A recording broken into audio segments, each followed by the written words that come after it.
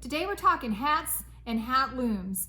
These are great things if you have someone who maybe just isn't able to knit or crochet, or just needs something to do, whether it's kids or maybe elderly people who are stuck at home and bored. We're going to look at two ways of making hats. Hats are great for one because there's always people who need hats in different organizations. As you may remember, we started the Tiny Toppers campaign where we hand out handmade hats to all of the children in Logan County during Halloween. We go through so many hats, it's crazy. I don't know what Halloween's going to look like this year, but we're prepared to, rethink it and get the hats out anyway. So we are still needing hats for that, all sizes, all colors. We don't have any specifications other than handmade. And these are a great way to contribute hats. In fact, I think a lot of our hats are contributed via these looms. So we're gonna start first with Jeannie on a regular hat loom.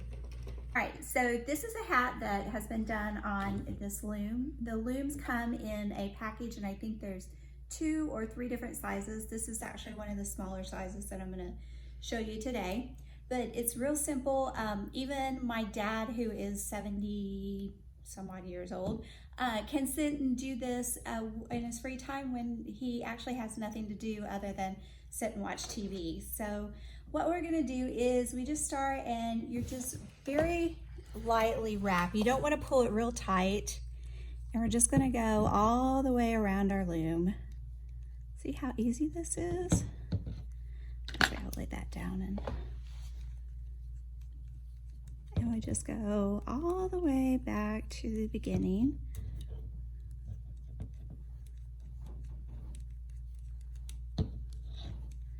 Then once we get all the way around, what we're gonna do is this one that's on the bottom, it just comes over the top. Just like that. Pull this down.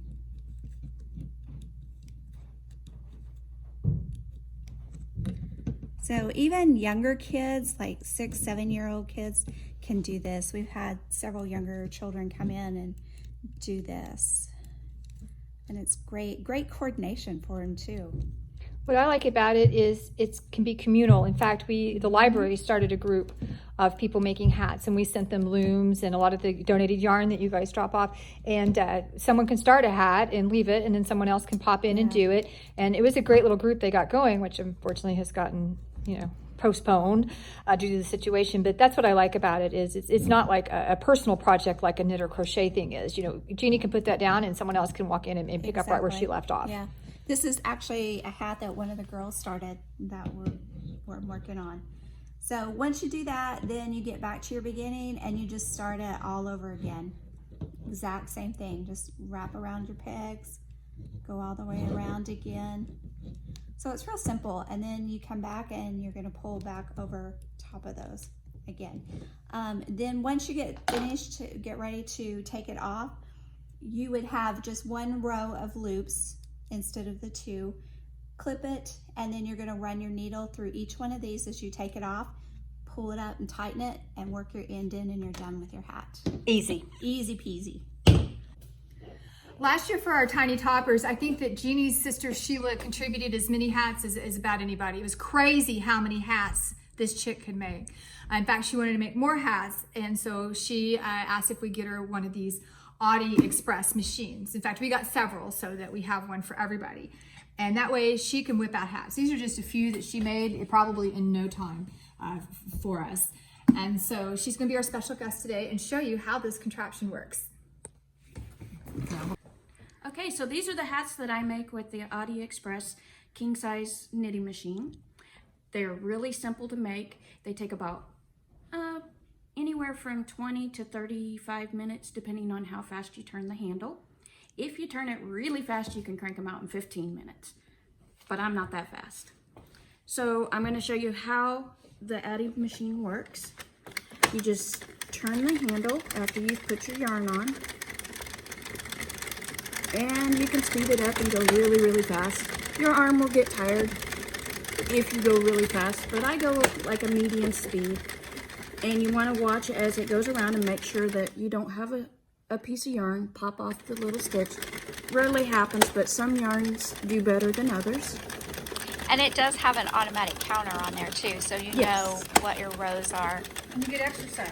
Yeah. Burning calories, see? You build that muscle in that arm too. What else do you make other than hats on the Sheila? You can make scarves. You can make flat panels on here and sew the flat panels together and make an afghan.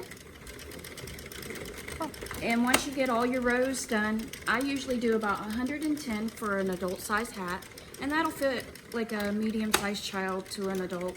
You can do 100 rows and that'll fit a toddler to a small child. You can do 90 rows and make a 1 to 2 year old hat. Is there a size of yarn that it likes better? It will do just about any size from your fingering weights. You might want to double that because it's going to be really thin fabric. And then this is just a regular 4-ply Hobby Lobby yarn. Just so you can do like a You worsted can weight. do, yes. Probably not mega bulky. Actually, this is a bulky yarn. Okay. It's a number 5. Okay. And it makes a really super heavy hat. Okay. So if you live in a really cold area, you might want that. Okay. What do you do? Do you finish that off just like you do the hat looms? Yes. When you get to the end, you just take your yarn needle, and when you measure, you want to measure across about like that and leave about that much yarn. That way you have enough to go completely around, because if you only put that much, when you're taking it off, you're not going to have enough to stretch. So you need enough to work with. So you need enough to work with. 12 to 15 inches is great. And you just go ahead and thread it up. And you take it, open your yarn shuttle, take it out, close your yarn shuttle, because if you don't close your yarn shuttle and you start turning your hook, you're going to break your yarn shuttle. So you want to definitely make sure. If you go 1 or 2, it'll click really loud and you know that you haven't closed it. But you definitely want to make sure that's closed. So you go ahead and you'll turn it like 3 or 4 and you just start picking them up. That's easy enough. Yeah, so similar to what you're doing with the loom. Yeah. And you'll see right here that I did accidentally drop a stitch right here. Sometimes if you notice it right away, you can grab it and pick it up, but this one has already come off here. And don't you have a little hook that you can pick those up with? Yes, we have a hook right here. It's called the Addi hook, and it's wonderful. So you can see here that I have dropped this stitch, and I've got this piece of yarn right here that needs to be fixed. So what you do is you take your little Addi hook and slide it like this. You pull this piece of yarn over, then pull this one right over and pull it through. It's just like And you've picking got up it. a drop stitch in knitting, so really easy to do. And sometimes you'll drop this stitch that's right next to it if you're not really careful. So you might have to fix that one as well. But if you're holding it, it'll be really easy to go ahead and pick that stitch right back up with your needle. And you can pull it right through and you've got it. Great. Well, that's easy enough. We will post on our news.swacknet.com. There'll be a click-through link on how you can purchase the peg looms and the Addi Express and the little hooks that go with it. So get to making some hats, y'all.